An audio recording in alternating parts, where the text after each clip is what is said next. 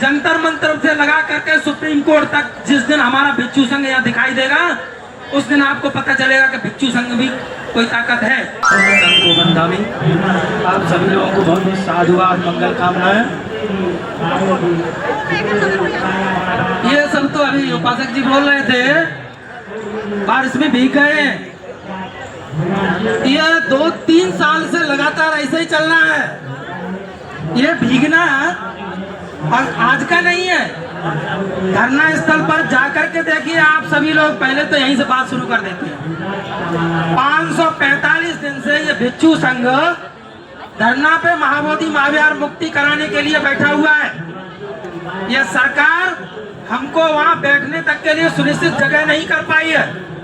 भिक्षु संघ भी हमारे पास बहुत है लेकिन वहाँ ज्यादा भिक्षुओं को बैठने की अनुमति भी नहीं है। और ऐसी बारिशें तो पता नहीं कितनी वहाँ देखी, अनेकों तूफान आए। हम भिक्षु संघ और ये जो तमाम उपासक तमाम संगठन हमारे साथ काम करने वाले हैं, ये लोग रोज कुआं खोद करके पानी पीने वाले हैं। ये आंदोलन दिखाता है हमें। हमारा वहाँ रोज तंबू उड़ जाता है तो हम रोज लगाते हैं तूफान में। डेली जब भी बारिश आती है तो नीचे बाल्टियों से पानी निकाल करके इस तरह से दोबारा से जगह साफ करके डेली बनाते हैं। आप यहाँ तो बता रहे हैं बारिश में भीग गए, ऐसे हम आए दिन भीगते हैं वहाँ, लेकिन महाबोधि महाविहार को मुक्त करा के ही दम लेंगे, ऐसा महाबोधि महाविहार बोल गया। मुक्ति आंदोलन राष्ट्रीय समिति का पूरा संकल्प है। तो मैं बताना चाहूंगा, अभी अभी जैसे आकाश लामा जी बता रहे थे, साधुवाद करना चाहूंगा पीछे जो आंदोलन हुआ उन सभी युवाओं को। लेकिन एक बात तो तय है, इस बात से समझ में आता है कि शांति से प्रदर्शन करने में और थोड़ा उग्र होकर के प्रदर्शन करने में कितना अंतर है। मैं ये नहीं कहता कि जो उन लोगों ने यहाँ जो किया उन्होंने अपनी मांग अपनी तरीके से रखी थी। बौद्ध भिक्षु जो शांति करुणा मैत्री और दया से अपनी मांग को रख रहे हैं। पिछले बार हमारा जब यह धरना आंदोलन यहाँ हुआ था उस समय 3 दिन की अनुमति मांगी थी धरने के लिए, 2 दिन की मिली थी और 1 दिन हमारा 2 अम्बेडकर भवन में हमारा धरना हुआ था। लेकिन हम यहाँ देखते हैं जो जबरदस्त तरीके से खड़ा है उसको अनुमति मिलती है या नहीं मिलती, वो धरना अपना लंबे समय तक खींच देता है।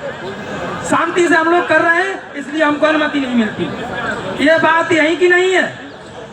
अभी 19 जुलाई को हमारा भूख हड़ताल 10 दिन की 19 से 28 जुलाई तक की थी ना, 10 दिन की। उसकी अनुमति के लिए मेमोरेंडम दिए गए। मैं भी वहाँ साथ में था, सोशल मीडिया भी साथ में थी, समता विचार मंच तो रहते ही है साथ में। इन्होंने तो पूरा अपना सहयोग कर ही दिया है। तो वहाँ पर हमारे जो मेमोरेंडम दिए गए थे वो बाई पोस्ट वापस हुए, क्योंकि यहाँ भाई वो है इलेक्शन है 16 तारीख से, यहाँ 144 धारा लग जाएगी। ठीक है, हम बहुत शांति से धरना करने वाले, शांति से अपनी मांग को रखने वाले, हमने मान लिया।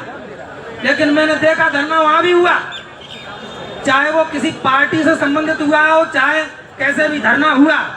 और वहाँ जो FIR कुछ लोगों ने कहा था कि हाँ 144 धारा लगी है, उतने क्षेत्र में नहीं हुआ। मैं बताता हूँ, गांधी मैदान का जो थाना है वहाँ से FIR भी दर्ज हुई है। तो कैसे मान लें कि वहाँ धरना नहीं हुआ? धरना हुआ है। मैं ये नहीं कह रहा हूँ कि धरना नहीं करना चाहिए, उन लोगों को नहीं करना चाहिए। उनकी मांग जायज है, जो मांग जायज है वो करेगा। मेरा तो सिर्फ कहना यह है कि जो लोग दबंगई से खड़े हो जाए, अपनी ताकत पूरी दिखा दें, तो आप अनुमति भी देते हैं, नहीं देते तब भी धरना होता है। हमारे लिए ही अनुमति क्यों नहीं है? 7 जगह में बदल चुका हूँ, बोध गया में जगह जगह धरना करने के लिए 7 जगह, 7वीं 8वीं जगह है हमारी वहाँ पे।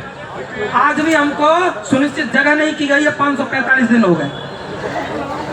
एक प्राइवेट जगह में बैठा हूँ, धम्म प्रकाश भारती जी आगरा वाले करके, उनकी जगह में बैठा हुआ हूँ। वहाँ भी अनुमति नहीं है कि 30 घंटे से ज्यादा बैठ सके। और उधर तो दिखा देते हैं कि बनते रहे ही नहीं, धरना टूट गया। लोगों के दिमाग में ऐसा बैठा धरना टूट गया। अरे हमको वहाँ बैठने की अनुमति नहीं है, हम तो हजारों भिक्षु हैं वहाँ बैठने के लिए। ये परेशानी है हमको। तो यहाँ दिखा देते हैं धरना खत्म हो गया। धरना खत्म हो गया नहीं, महाबोधि महाविहार मुक्ति आंदोलन पूरी मजबूती से खड़ा है। ऑल इंडिया बुद्धिस्ट फोरम के साथ तमाम अनंत बहुत सारे संगठन जुड़े हुए हैं और महाबोधि महाविहार मुक्ति आंदोलन राष्ट्रीय समिति पूरे अपने संकल्प के साथ खड़ी है। ये धरना जब तक हमारा महाबोधि महाविहार मुक्त नहीं हो जाता, ये काला कानून रद्द नहीं हो जाता, तब तक ये धरना खत्म होने वाला नहीं है। आप ये सोच रहे हो कैसे चलता रहेगा? यहाँ 4 लोग आ गए, देख रहे हैं ना, हमारे तो अभी भी यहाँ 200-250 लोग हैं। आप सोचते हैं चलता रहता है और खत्म हो जाएगा, चले जाएंगे सब अपने अपने घर को। 5 बार यहाँ कर चुका हूँ और लगातार आऊंगा, लगातार धरना चलता रहेगा हमारा। और एक दिन ये छोटे छोटे धरना लेकर के यहाँ बैठते हैं। मैं बता रहा हूँ आपको, फिर इस सरकार को बताना चाहता हूँ कि जिस दिन भिक्षु संघ सड़कों पे उतरेगा उस दिन इस देश का सिस्टम ही कुछ अलग होगा। फिर भी मैं इसलिए कह रहा हूँ कि शांति, प्रेम, करुणा, मैत्री तथागत बुद्ध का जैसा रास्ता है, हम उसी रास्ते पर चल रहे हैं। अभी कहेंगे बाद में हम तो नहीं देना चाहते आदेश, उपासक संघ को नहीं देना चाहते हम आदेश। हम तो इन लोगों को भी जोड़ के रखते हैं, भिक्षु संघ ऐसे ही जोड़ के रखता है कि शांति से ही अपनी मांग को रखना है, नहीं तो फिर बाद में नई आवाज उठा लेंगे। भिक्षु संघ ऐसा हो गया, सीलों पे नहीं चलता, ये आए दिन ऐसी बातें चलती रहती हैं। तो हमें किसी भी जगह पर रखेंगे कि नहीं?